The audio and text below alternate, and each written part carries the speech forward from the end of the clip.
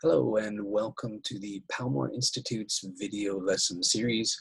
My name is Lowell and today we'll be looking at the American culture class. So let's begin. In today's video lesson, we'll be focusing on Chapter 3, the American Religious Heritage. So first we're going to take a look at famous character from American history, Thomas Jefferson. Chapter 3 begins with a partial quote from Thomas Jefferson, who served as the third president of the U.S. from 1801 to 1809. This quote that we'll look at more deeply later is that the care of every man's soul belongs to himself. So that's at the beginning of Chapter 3. And just a little bit of background information about Thomas Jefferson. Jefferson was also renowned or famous as a diplomat, an architect, a philosopher, a lawyer, and as a founding father of the United States. He was also a proponent or supporter of democracy, individual rights, and motivating American colonists to break away from the Kingdom of Great Britain. He was the principal author or the main author of the Declaration of Independence. And although he was baptized as a Christian and became a member of his local Episcopal church, he was influenced by deist authors and was very critical of sectarianism and priests. You might be wondering, what are deist authors? Well, deist authors were writers who wrote about deism. And deism is the belief in a single God who does not act to influence events and whose existence has no connection with religion or religions, religious buildings or religious books, etc. Deism was influential with Thomas Jefferson and a number of other founding fathers of the United States, such as Benjamin Franklin, James Madison, and possibly Alexander Hamilton. Deism also influenced the principles of religious freedom that were provided for in the First Amendment of the U.S. Constitution, which we'll be looking at in a moment. Right. The First Amendment states that Congress shall make no law respecting an establishment of religion or prohibiting the free exercise thereof or abridging the freedom of speech or of the press or of the right of the people to assemble and to petition the government for a redress of grievances. It might be a little bit difficult for some of you to comprehend, so let's take a look at a simpler version of this. In essence, the First Amendment protects several basic freedoms in the United States, including freedom of religion, freedom of speech, freedom for people to publish their opinions without the government stopping them, the right to gather in groups as long as they are peaceful, and the right to complain, sue, or bring issues to the government. As for freedom of religion, it is the first freedom mentioned in the Bill of Rights. This shows how important it was for the founding fathers of the United States. Many of the people who first came to America did so in order to have religious freedom. They did not want the new government to take this freedom away. The First Amendment allows people to believe and practice whatever religion they want. They can also choose not to follow any religion if they so wish. Now, let's go back to that quote from Thomas Jefferson. The care of every man's soul belongs to himself. What did Thomas Jefferson mean by this idea? Well, for Jefferson, each person possesses a God-given free capacity to choose their own faith or lack of faith from among many options or possibilities. According to Jefferson, God has made humans such that each is responsible for his own path in life and thus is free to choose it. In other words, individuals have the ability and right to choose their own religion or choose not to adopt a religion or choose even to believe in no God. All right, now that was just a little background information about Thomas Jefferson, deism, and the idea of freedom of religion. So let's take a look at some of the main points in Chapter 3, Religion in America, the American religious heritage. Well, roughly 90% of Americans say they believe in God or a higher power. The majority of Americans are Christian, but all the major religions of the world are practiced in the U.S., such as Judaism, Islam, Hinduism, Buddhism, etc.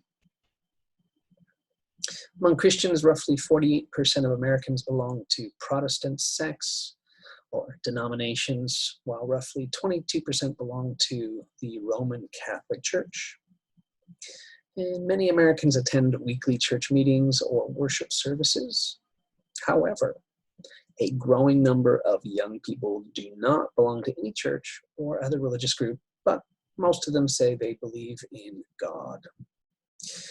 Many of these young people refer to themselves as being spiritual, not religious. All right, let's take a look at religion in American history. From the beginning, religion has played an important role in the history of the United States. The Spanish brought the Catholic faith to the North American continent in the 1500s. They established a number of missions. And for the next 300 years, Catholic missionaries and settlers from Spain and then Latin America brought their religious beliefs to what is now Florida, California, and the Southwest. And many cities were named by these missionaries and settlers, such as San Francisco, Santa Fe, and San Antonio, etc. So there are a number of cities, especially in California, that start with San, like San Diego.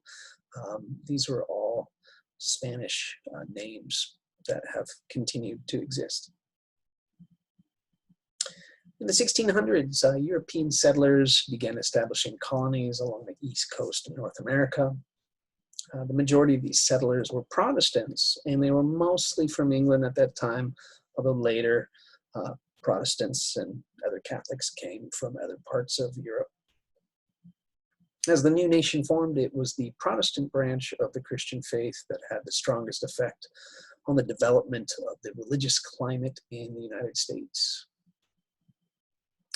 As for the development of Protestantism, the Protestant branch of the Christian faith broke away from the Roman Catholic Church in Europe in the 16th century because of important differences in religious beliefs. And at that time of the Protestant Reformation, the Roman Catholic Church was the center of religious life in Western European countries. The Catholic Pope and priests played the role of parent to the people in spiritual matters. They told people what was right and wrong and granted them forgiveness for sins against God and the Christian faith. And Protestants, on the other hand, insisted that all individuals must stand alone before God. If people sinned, they should seek their forgiveness directly from God rather than from a priest speaking in God's name. In place of the power and authority of priests, Protestants generally believed that every individual was solely responsible for his or her relationship with God. After the Protestants broke away from the Catholic Church, they found that they could not agree among themselves about many beliefs. Therefore, the Protestants began to form separate churches called denominations or sects. The traditional Protestant denominations in the U.S. are Baptists, Methodists, Lutherans, Presbyterians, Episcopalians, and the United Church of Christ. In the 1600s, there was much bitterness among some of the religious groups, and many Protestant denominations experienced religious persecution. Basically, they were mistreated, put in prison, or executed, or tortured for their religious beliefs. A number of people were even killed because of the religious beliefs, if it was different from the dominant one in the countries they came from. The result of this persecution was that many Protestants were ready to leave their native countries, mainly in Europe, in order to have the freedom to practice their particular religious beliefs. The desire for religious freedom was one of the strongest reasons why many colonial settlers came to America. They wanted to be free to practice their own religions. Generally speaking, the lack of any established national religion in America appealed strongly to European Protestants, whether or not they were being persecuted or mistreated. A large number of Protestant denominations were established in America. And at first, some denominations hoped to force their views and beliefs on others, but the colonies were simply too large for any one denomination to gain control over the others. Eventually, the idea of a separation or like a wall between church and state became accepted, where we kind of divide these two, keep them separate. Separation between church and state. When the Constitution was adopted in 1789, the government was forbidden or was not allowed to establish a national church. No denomination was to be favored over others. Basically, they were to be treated equally. The government and the church had to remain separate, and freedom of religion was guaranteed by the First Amendment. Under these conditions, a great variety of different Protestant denominations developed and grew, with each denomination having a live and let live attitude towards the others. Diversity was accepted and strengthened. The religious landscape in the United States is complicated and changing, and it always has been, but it's more than the past. It's constantly changing in the present. There are two forces at work, that of religious polarization, where two sides are branching out, and that of pluralism. There's growing polarization between evangelicals or religious conservatives or fundamentalists and secular liberals who are not so strongly religious. Increasingly, Americans find themselves at one end of the spectrum or another, while the number of moderates in the middle decreases. Evangelicals believe in strictly following the teaching of the Bible as they and their church leaders interpret it, which might vary from denomination to denomination or church to church. And these evangelicals regularly attend worship services. Evangelicals are socially and usually politically more conservative than religious moderates or liberals. They may be against abortion and gay marriage, for example, and they may believe in creationism instead of evolution. So some of them think that the world is about 6,000 years old, although this does not reconcile with science. Okay, nevertheless, the basic American belief in individual freedom and the right of individuals to practice their own religion is at the center of religious experience in the United States. The great diversity of ethnic backgrounds has produced a climate of religious pluralism, and most of the religions of the world are now practiced in the United States. The belief that the individual, not the organized church, should be the center of religious life has encouraged a tolerance and acceptance of all faiths by most Americans. Most Americans believe that religious freedoms must be protected and that everyone has a right to practice his or her own religion without interference by the government or anyone else. Cultural and religious pluralism has created a context of tolerance and further strengthens the American reality of many different religions living peacefully within a single nation. Okay, well, let's wrap it up for today. The homework for today's lesson, if you're a new student starting from the beginning of the course, please do the before you read tasks on page 52 to 53, and then read the chapter 3 reading passage from pages 54 to 62 and write short summaries of each paragraph that should be around 1 to 5 sentences in length. Also do the tasks from pages 63 to 65 and 69 to 71. Finally, do the writing task from pages 73 and 75 and write a short report on the topic.